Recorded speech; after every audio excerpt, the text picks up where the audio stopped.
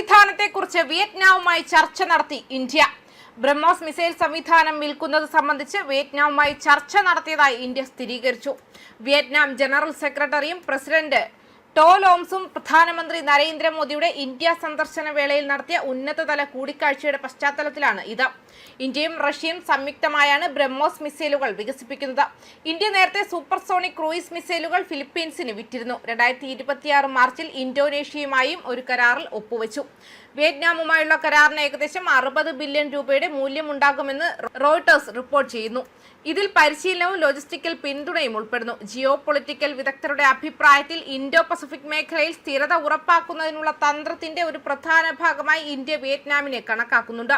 ബുധനാഴ്ച നടന്ന കൂടിക്കാഴ്ചയിൽ പ്രതിരോധ സുരക്ഷാ സഹകരണം ഇന്ത്യ വിയറ്റ്നാം സമഗ്ര തന്ത്രപരമായ പങ്കാളിത്തത്തിന്റെ ഒരു പ്രധാന സ്തംഭമാണെന്ന് പ്രധാനമന്ത്രി മോദിയും പ്രസിഡന്റ് ടോ ലാമും പരാമർശിച്ചു.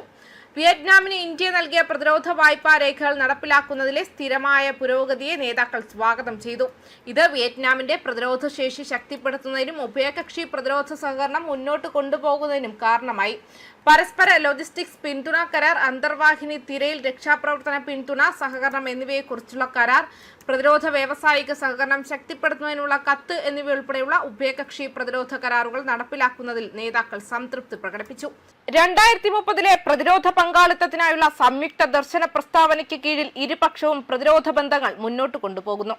ഇതിൽ ശേഷി വർദ്ധിപ്പിക്കൽ, വിയറ്റ്നാമീസ് സായുധ സേനകൾക്കുള്ള പരിശീലനം, UN സമാധാന പരിപാലന സഹകരണം, സംയുക്ത സൈനിക അഭ്യാസങ്ങൾ, തുറമുഖ സന്ദർശനങ്ങൾ, കപ്പൽ സന്ദർശനങ്ങൾ, പൂർത്തിയാക്കിയ സംയുക്ത ഹൈഡ്രോഗ്രാഫിക് സർവേ എന്നിവ ഉൾപ്പെടുന്നു. വിദേശകാര്യ, പ്രതിരോധ മന്ത്രാലയങ്ങളുമായി സംഭാഷണം, വൈറ്റ് ഷിപ്പിംഗ് വിവരങ്ങൾ പങ്കിടൽ, സൈബർ സുരക്ഷ, AI മെച്ചപ്പെടുത്തിയ സുരക്ഷാ നടപടികൾ എന്നിവയും ഇന്ത്യ പിന്തുടരുന്നുണ്ട്. പ്രധാനമന്ത്രിയുടെ മുൻ സന്ദർശന വേളയിൽ $500 മില്യൺ വായ്പാ ലൈനുകൾ പ്രഖ്യാപിച്ചു. 14 അതിവേഗ പട്രോൾ ബോട്ടുകളും 3-4 ഓഫ്ഷോർ പട്രോൾ വെസലുകളും വാങ്ങുന്നതുൾപ്പെടെ $100 മില്യൺ പദ്ധതികൾ ടെൻഡർ ഘട്ടത്തിലാണ്.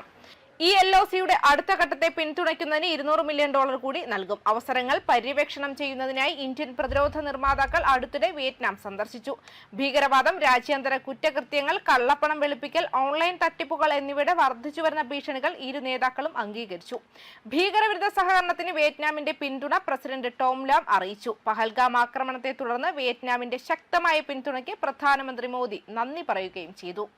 2025 മെയ് മാസത്തിൽ വിയറ്റ്നാം തീരത്ത് ഇരു നാവികസേനകളും നടത്തിയ ഉദ്ഘാടന സംയുക്ത ഹൈഡ്രോഗ്രാഫിക് സർവേ നേതാക്കൾ സ്വാഗതം ചെയ്യുകയും ഭാവിയിൽ സമാനമായ അഭ്യാസങ്ങൾ പതിവായി നടത്താനും സമ്മതിച്ചു. ഇന്ത്യൻ സാങ്കേതിക സാമ്പത്തിക സഹകരണ പരിപാടിയുടെ കീഴിൽ ഇന്ത്യൻ ആർമി, നേവി, എയർഫോഴ്സ് പരിശീലന ടീമുകൾ വഴി telecommunications university, naval academy, air force college, Nha Trang എന്നിവിടങ്ങളിലെ ശേഷി വികസനത്തിനായി വിയറ്റ്നാമീസ് പ്രതിരോധ ഉദ്യോഗസ്ഥർക്ക് ഇന്ത്യ നൽകുന്ന പരിശീലനത്തെ വിയറ്റ്നാം അഭിനന്ദിച്ചു. നാട്രാങ്ങിലെ TCUവിൽ ആർമി സോഫ്റ്റ്വെയർ പാർക്ക് സ്ഥാപിക്കുന്നതിനുള്ള ഇന്ത്യയുടെ പിന്തുണയെയും വിയറ്റ്നാം അഭിനന്ദിച്ചു. അതേസമയം പ്രതിരോധ മന്ത്രി രാജ്നാഥ് സിംഗിന്റെ അധ്യക്ഷതയിൽ ചേർന്ന ഡിഫൻസ് അക്വിസിഷൻ കൗൺസിൽ വെള്ളിയാഴ്ച ഏകദേശം 2.38 ലക്ഷം കോടി രൂപയുടെ ഒന്നിലധികം പ്രതിരോധ സംഭരണ നിർദ്ദേശങ്ങൾക്ക് സ്വീകാര്യത അനുവദിച്ചു. കര, വ്യോമ, സമുദ്ര മേഖലകളിലുടനീളം ഇന്ത്യൻ സായുധ സേനകളുടെ പ്രവർത്തനശേഷി ഗണ്യമായി വർദ്ധിപ്പിക്കുക എന്നതാണ് ഈ അംഗീകാരങ്ങളുടെ ലക്ഷ്യം. ഇന്ത്യയുടെ പ്രതിരോധ അടിസ്ഥാന സൗകര്യങ്ങൾ ആധുനികവൽക്കരിക്കുന്നതിനുള്ള വിശാലമായ നീക്കത്തിന്റെ ഭാഗമാണ് പുതിയ അംഗീകാരങ്ങൾ.